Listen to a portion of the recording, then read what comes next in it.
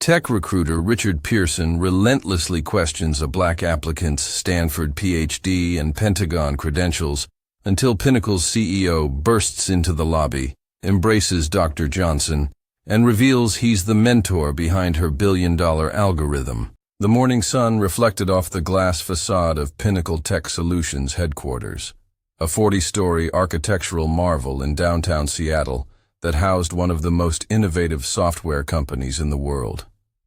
Inside, the lobby featured polished concrete floors, living plant walls, and a massive digital display showcasing the company's latest achievements. Smart home systems that anticipated needs before they arose. Medical diagnostic software that outperformed human doctors and communication platforms that had transformed how businesses operate globally. Dr. Marcus Johnson adjusted his tie as he approached the reception desk, his leather portfolio tucked neatly under his arm. At 58, his salt and pepper hair and trimmed beard gave him a distinguished appearance, though his eyes still held the same curiosity and intensity that had driven him through a pioneering career in technology spanning more than 3 decades. Despite having shaped foundational elements of the digital revolution, Marcus had always preferred solving problems to seeking recognition, leaving his name absent from mainstream tech discussions, even as his innovations became industry standards. "Have a 10 a.m. interview with Richard Pearson," Marcus informed the young receptionist, who barely glanced up from her screen. "Take a seat. Someone will come for you," she replied, her tone suggesting he might be applying for a custodial position rather than the senior technical advisor role that would help guide Pinnacle's next generation of products. Marcus sat in the waiting area, reviewing his notes one last time. After 15 years of independent consulting, working with companies that sought him out based on reputation alone, he had decided it was time for a change. He missed the collaborative environment of a dedicated team, the mentorship opportunities, the chance to build something lasting with others before eventually retiring. Pinnacle seemed like the perfect fit with its cutting-edge projects and resources to implement bold ideas. At precisely 10:03 a.m., Richard Pearson emerged from the elevator bank. At 40, the hiring manager carried himself with the confident authority of someone who had climbed the corporate ladder quickly. His tailored suit, carefully styled hair, and firm handshake all projected the image he clearly cultivated, a discerning gatekeeper who maintained Pinnacle's elite status by ensuring only the right kind of talent made it through. "Dr. Johnson, Richard Pearson, technical recruitment," he announced with practiced cordiality. The shift was subtle but unmistakable. As Richard's eyes met Marcus's, his smile tightened almost imperceptibly. The enthusiastic tone that had characterized their phone screening a week earlier flattened into something more perfunctory.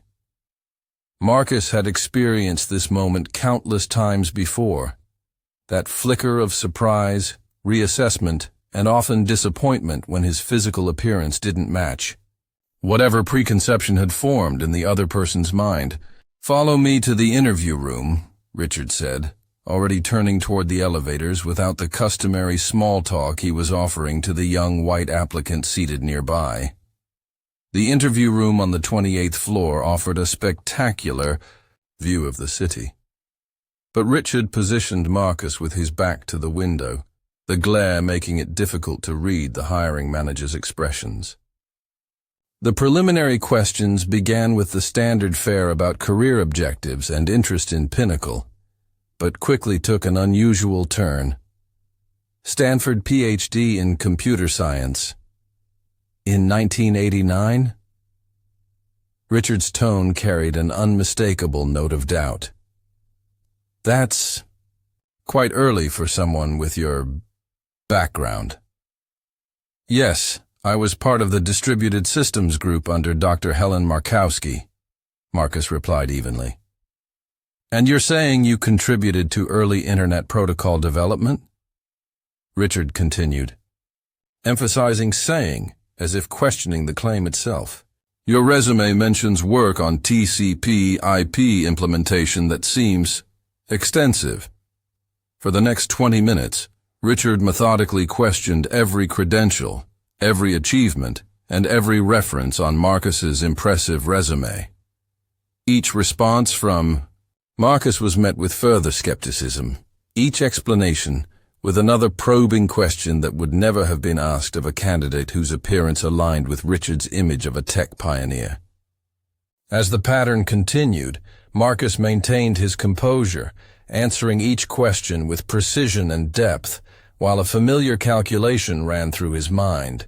Should he confront the bias directly, withdraw his application from a company where such attitudes might be systemic, or demonstrate his expertise so undeniably that even Richard would be forced to recognize it? After decades navigating similar situations, Marcus had developed an intuitive sense for which approach would prove most effective in any given circumstance. For now, he decided he would continue the interview on its current course. He had faced far worse than Richard Pearson during his long career, and something told him that this particular story might yet take an unexpected turn. So, Richard said, glancing at his tablet, "Tell me about your work at TechSphere Consulting." Marcus began describing the advanced security protocols he had designed for several Fortune 500 companies, but barely 3 sentences in, Richard cut him off. "And who exactly verified these implementations?" he asked, his tone implying doubt. This pattern continued through each position on Marcus's resume. Every time Marcus started to elaborate on his achievements, Richard would interrupt with another question, never allowing him to build momentum or fully articulate his contributions. The strategy was subtle, but effective, preventing Marcus from conveying the full scope of his expertise. "Let's do a quick technical assessment," Richard announced, though such evaluations were typically reserved for junior candidates. "Can you explain how distributed consensus algorithms function in a blockchain environment?" The question was elementary for someone of Marcus's caliber, like asking a veteran surgeon to describe how to hold a scalpel. Marcus answered succinctly, maintaining his professional demeanor despite the clear implication that his fundamental knowledge needed verification. "Interesting approach," Richard commented without elaboration, making a note on his tablet. "Your resume states you consulted for Hammond Systems on their quantum encryption project, but their public team listing doesn't mention external consultants." "Most of my work there was under NDA," Marcus explained. "But Dr. Sarah Hammond could verify my contributions if you'd like to contact her." Richard's eyebrows raised skeptically. "You're suggesting you have a direct line to Sarah Hammond?" "We've collaborated for nearly 15 years, Marcus confirmed without defensiveness. "And Stanford's accelerated doctoral program," Richard continued, scrolling through Marcus's resume with visible doubt. "You actually completed this within 3 years?" "Yes. My dissertation on distributed computing architectures was published in the Journal of Computing Sciences in 1989. Richard nodded dismissively and quickly moved past Marcus's groundbreaking work on early neural network applications, achievements that had helped establish entire subfields, focusing instead on questioning gaps between consulting contracts as if they were unexplained absences rather than periods of research and development. Through the glass walls of the interview room, Marcus noticed Richard's colleague greeting a young white applicant in the hallway, the same man who had been waiting in reception. The contrast was striking. Warm handshakes, animated conversation, and an enthusiastic tour of the development floor. The young man couldn't have been more than 30, yet was being treated with a collegial respect that Richard had not once demonstrated toward Marcus. As the interview progressed, Richard's questions became increasingly technical and esoteric, delving into obscure implementation challenges and theoretical computer science concepts rarely encountered outside academic circles. How would you approach quantum-resistant cryptographic implementations in legacy systems with memory constraints? Richard asked a question that would stump many senior developers. Marcus recognized what was happening. The goalposts were being moved with each answer he provided, the questions becoming more specialized and arcane as Richard searched for the limit of his knowledge, a limit Richard seemed determined to find. Marcus decided to shift his approach. Rather than providing the concise answers that allowed Richard to quickly move to the next challenge, he began responding with comprehensive, technically precise explanations that showcased the true depth of his expertise. The quantum-resistant approach would need to begin with a hybrid implementation that maintains backward compatibility while introducing post-quantum algorithms, Marcus began, detailing a sophisticated solution that incorporated cutting-edge research with practical deployment strategies. As Marcus spoke, he noticed Richard's expression changing. The hiring manager's confident skepticism gave way to something less certain as he struggled to follow some of the advanced concepts Marcus was effortlessly explaining. The power dynamic in the room had subtly shifted. When facing similar constraints in the Pentagon security infrastructure upgrade, Marcus continued, I designed a lightweight implementation of lattice-based cryptography that reduced memory overhead by approximately 34% while maintaining NIST compliance standards. Richard blinked. You're saying you worked on the Pentagon security systems? Yes, between 2012 and 2014. My team developed the framework that's now standard for several federal agencies. Richard's discomfort was now visible. He shifted in his seat, glancing down at his notes. That's not mentioned on your resume. It's referenced under the government consulting section, Marcus replied calmly. Many details remain classified, of course. Attempting to regain control of the conversation, Richard moved to a discussion about Pinnacle's current challenge with their neural interface systems, a project that had stalled due to persistent latency issues. The problem likely stems from your sensory input buffering approach, Marcus observed. I addressed similar challenges in my 2007 paper on predictive neural response algorithms. Richard's expression hardened. That's actually proprietary technology, developed by our senior architecture team. The core architecture, yes, Marcus acknowledged. But the buffering protocol appears to be derived from the open-source framework I developed at MIT's Media Lab. The timestamp issue you're encountering was documented in our original implementation. The room fell silent as Richard processed this information. Marcus had just casually revealed that he had created foundational technology that Pinnacle was currently using, and moreover, that he could identify its limitations at a glance. Well, Richard finally said, his voice tight. Pinnacle has certainly modified and improved upon any open-source elements. Of course, Marcus agreed graciously. That's the purpose of open-source development. Richard cleared his throat and abruptly changed direction. Technical qualifications aside, we're very focused on cultural fit at Pinnacle. Our team has a certain dynamic that's been carefully cultivated. We need people who will connect naturally with the existing team. Structure. The coded language was painfully familiar to Marcus. Throughout his career, he had heard countless variations of not a cultural fit, or might struggle to connect with the team, phrases that often translated to too different, or simply too black for comfort. I've collaborated successfully with diverse teams throughout my career, Marcus replied evenly. My consulting work specifically requires adapting to different corporate cultures.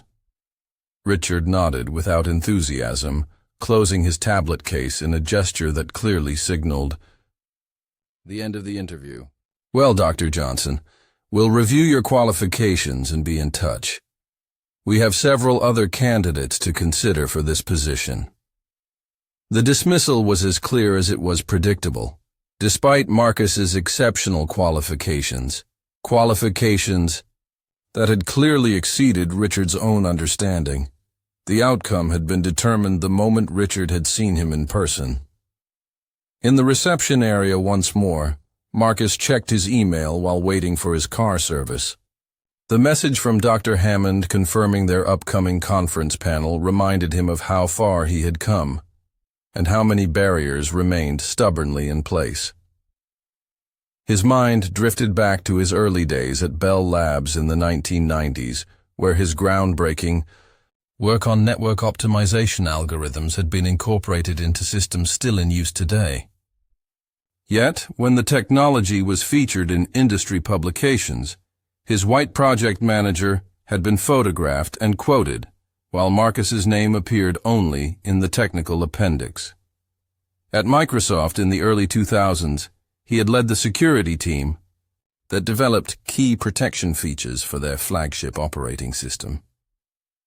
During a crucial presentation to executives, his white colleague had been repeatedly addressed as the team leader despite Marcus's clear senior position. After the third time it happened, Marcus had stopped correcting the mistake, recognizing the pattern all too well. These incidents had accumulated over decades, the innovations attributed to colleagues, the surprised expressions when he walked into rooms where his reputation had preceded him but his appearance had not, the persistent questions about whether he was actually the person who had developed a particular technology or written a specific paper. The constant friction had eventually led him to establish his own consulting practice, where clients sought him out based on reputation and results, rather than appearance. The arrangement had given him freedom and allowed his work to speak for itself. Companies paid premium rates for his expertise, often after failed attempts to solve problems internally. Over the years, he had mentored dozens of young tech professionals, many from underrepresented backgrounds. He took particular pride in the success of former protégés now holding leadership positions at major tech companies. Their achievements had helped renew his faith in the possibility of change within an industry that still struggled with diversity and inclusion. But as retirement age approached, Marcus had found himself wanting something different, a chance to work collaboratively again, to help shape a company's technical direction from the inside, to leave a more direct legacy. When the pinnacle position had been brought to his attention by a former colleague, it had seemed like the perfect opportunity to share his accumulated knowledge while working on truly innovative projects. He had prepared meticulously for this interview, despite knowing from experience that his resume alone, without his physical presence, would generate excitement, while the reality of his appearance might trigger the familiar pattern of doubt and skepticism. The Richard Pearsons of the tech world were predictable in their assumptions, if nothing else. "Excuse me," a young receptionist, different from the morning shift, approached him with a confused expression. "Are you here for the maintenance team? The service entrance is on the lower level." Marcus smiled politely, accustomed to such assumptions. "Actually, I just completed an interview with Richard Pearson. I'm waiting for my car." The receptionist's face registered surprise, followed by embarrassment. "I'm so sorry, sir. Can I get you anything while you wait? Coffee?" "No, thank you," Marcus replied, his attention drawn to the lobby entrance, where a woman in her mid-30s had just walked in, surrounded by an entourage of executives. Something about her seemed vaguely familiar, though he couldn't immediately place where he might have met her before. Marcus's car service app showed his driver was still 7 minutes away. He tucked his phone back into his jacket pocket and gathered his portfolio, mentally reviewing the interview. Despite the frustration, he felt a familiar, calm resignation. This was hardly the first time his credentials had been questioned, his expertise doubted simply because of how he looked. He would move on to other opportunities where his talents might be better appreciated. The elevator bank chimed, and a flurry of activity erupted across the lobby. Several executives emerged, flanking a petite woman whose presence commanded immediate attention, despite her casual attire of jeans, a simple blouse, and a tailored blazer. Unlike the formal business wear of her companions, she projected the confident casualness of someone with nothing to prove. "Ms. Chen, the investors are already in conference room A," an assistant was saying, handing her a tablet as they walked. Marcus recognized her now. Alexandra Chen, Pinnacle's 35-year-old founder and CEO, whose face regularly appeared on technology magazines and business journals. Her groundbreaking work on predictive algorithms had transformed Pinnacle from a promising startup into a tech powerhouse in just 7 years. Something about her seemed familiar beyond her public persona, but Marcus couldn't quite place it. Richard Pearson materialized from another elevator, quickly adjusting his tie as he hurried toward the group, clearly eager to be noticed by the CEO.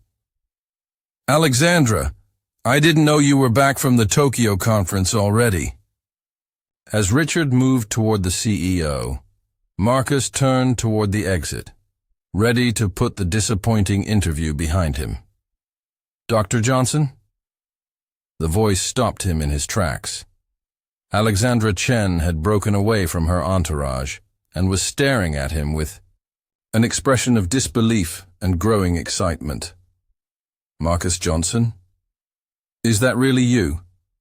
She was walking toward him now, her scheduled meeting apparently forgotten. Marcus turned, searching her face, attempting to place her in his memory. Her features had matured, but suddenly recognition dawned. "Alex? Alexandra Chen from the East Side Code Academy?" Her face broke into a radiant smile. "You remember me?" Before Marcus could respond, she had crossed the remaining distance and embraced him warmly, stunning the assembled executives, staff, and especially Richard Pearson, who stood frozen with his hand still extended in greeting. "Remember you?" "Of course I do," Marcus said as they separated. "You wrote an inventory management algorithm that outperformed the existing system when you were just 16, Alexandra laughed, "which you then helped me optimize and implement properly. I can't believe you're here. When HR mentioned they had an interview with a Dr. Marcus Johnson, I wondered if it might be you, but I was scheduled to be in Tokyo until tomorrow." Richard edged closer, his expression cycling through confusion, disbelief, and dawning horror as he began to piece together the connection. "Everyone," Alexandra announced, her arm still around Marcus's shoulders, addressing not just her team but the entire lobby, which had gone quiet at this unexpected scene. "This is Dr. Marcus Johnson, the most brilliant programmer and teacher I've ever known." She turned to Marcus with genuine reverence. "Dr. Johnson ran a coding boot camp for underprivileged youth in Seattle when I was a teenager. My single mother cleaned offices at night to afford the reduced tuition he offered. When the other instructors dismissed me because I was young and female, Dr. Johnson recognized something in me that I didn't even see in myself." Richard Pearson's face had gone ashen as he struggled to reconcile his treatment of Marcus with the CEO's obvious admiration. "Dr. Johnson taught me not just how to code, but how to think about problems, how to architect solutions," Alexandra continued, seemingly unaware of the growing discomfort of her hiring manager. "The core algorithm that launched Pinnacle, the pattern recognition system that became our cornerstone product, I built on the foundational principles Dr. Johnson taught me 15 years ago." She turned to face Marcus directly, her expression earnest. "I've been trying to recruit you for years. Every time we expand our advisory board, I tell HR to reach out, but you always declined our invitations." Marcus smiled. "I've been focused on independent consulting, but I'm considering new directions now." Alexandra's eyes lit up. "So you're actually considering joining us? This is incredible." She looked around the lobby triumphantly. "Everyone, my mentor has finally agreed to interview with us." The executives murmured with interest and approval, while Richard Pearson stood rigid, his professional smile frozen in place, the full magnitude of his misjudgment becoming devastatingly clear. In the days following their encounter, Alexandra convened a meeting with Marcus, Richard and Pinnacle's HR director, in her office. The atmosphere was tense but purposeful. "What happened during Dr. Johnson's interview reflects badly on our entire organization," Alexandra began, her disappointment evident. "Richard, your treatment of one of the most influential technologists of our generation was both unprofessional and biased." Richard, who had spent the weekend researching Marcus's career in depth, nodded solemnly. "I've done a lot of reflection since our meeting. I made assumptions that were unfounded and unfair. Dr. Johnson, I sincerely apologize." Marcus acknowledged the apology with a slight nod. "This isn't about me personally," he said. "It's about a pattern that affects countless talented individuals who don't have the advantage of knowing the CEO. How many qualified candidates have been overlooked because they didn't fit someone's preconception of what an engineer or developer should look like?" Rather than calling for Richard's removal, Marcus surprised everyone with his next words.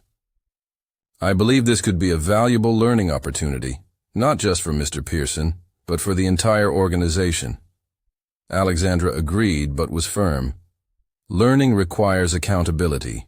We'll implement immediate changes to our hiring practices, beginning with a blind initial resume review process. Technical qualifications will be evaluated independently from personal interviews." Richard, who had expected termination, listened attentively as his role transformed before his eyes.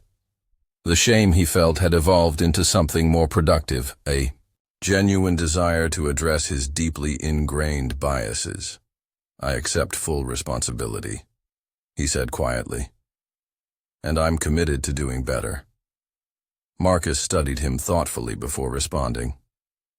"I'll accept the position on one condition. I want to establish a comprehensive diversity initiative that addresses not just hiring, but retention, promotion, and creating an inclusive culture." "Absolutely," Alexandra agreed without hesitation. "In fact, I want you to lead a committee to completely overhaul our hiring procedures." "Richard," she added, turning to her chastened hiring manager, "you'll work directly with this committee as part of your professional development." Richard nodded, understanding both the opportunity and the message being sent. This wasn't punishment. It was transformation. "I appreciate your grace, Dr. Johnson," Richard said sincerely. "Not everyone would offer a second chance." "This isn't about second chances," Marcus replied firmly. "It's about creating first chances for those who've never received them. That's the real work ahead of us." 6 months later, Pinnacle's annual technology conference opened to record attendance. The main auditorium buzzed with anticipation as Richard Pearson approached the podium to introduce the keynote speaker. "It's my honor to introduce someone who has fundamentally changed not only our industry but our company," Richard began. "Dr. Marcus Johnson's technical brilliance is matched only by his vision for what our industry can become. I speak personally. When I say his impact goes beyond code and algorithms, he challenges us to examine our assumptions and build better systems, both technological and human." The audience applauded as Marcus took the stage, exchanging a handshake with Richard that reflected their evolved relationship. Not quite friendship, but genuine mutual respect. Marcus's presentation showcased Pinnacle's new initiatives alongside technical innovations. The diversity program he had established had already increased representation in their technical teams by 22%, with retention rates far above industry averages. More importantly, these diverse teams were delivering solutions that outperformed previous approaches to complex problems. Homogeneous teams, Marcus explained to the audience, tend to produce homogeneous thinking. Innovation thrives when different perspectives converge on shared challenges. In the back of the auditorium, a group of young developers from Pinnacle's new mentorship program listened attentively. The program, which connected experienced professionals with young, diverse talent, had quickly become competitive, drawing applications from across the country. Among its most enthusiastic supporters was Richard Pearson, whose unexpected advocacy had emerged from his confrontation with his own biases. Working on Marcus's committee had transformed Richard's understanding of merit and potential, making him particularly effective at convincing other skeptical executives. Later that week, a young black woman sat nervously in Pinnacle's reception area, awaiting her interview for a developer position. Instead of indifference, she was greeted warmly and professionally, her impressive credentials acknowledged rather than questioned. The interview process, redesigned under Marcus's guidance, focused on demonstrable skills and potential rather than cultural fit or pedigree. In his office, Marcus reviewed the quarterly progress reports with satisfaction. The systemic changes they'd implemented were showing measurable results, not just in diversity metrics, but in innovation outcomes and product development cycles. It's not enough to confront individual bias, he explained to Richard as they prepared for a product development meeting. We have to create structures that prevent bias from determining opportunities in the first place. Richard nodded in understanding. The blind resume review process identified 3 candidates last month that I probably would have overlooked previously, he admitted. All 3 are outperforming expectations. Their collaborative project, a security framework that improved upon Marcus's original protocol, was nearing completion. What had begun as an accountability measure had evolved into a genuine collaboration that leveraged both men's strengths. As they walked to the meeting, they passed the wall of executive portraits that had recently been updated to include Marcus's. His inclusion represented more than just another leadership appointment. It symbolized a transformation in how talent was recognized and valued. The real change happens when this isn't noteworthy anymore, Marcus observed, gesturing toward his portrait. When excellence is recognized regardless of what someone looks like or where they came from. The final metrics told the story most clearly. Pinnacle's more inclusive approach had led to measurable improvements in problem-solving, innovation, and market responsiveness. The diversity that Richard had once viewed as peripheral to technical excellence had proven to be a crucial driver of it.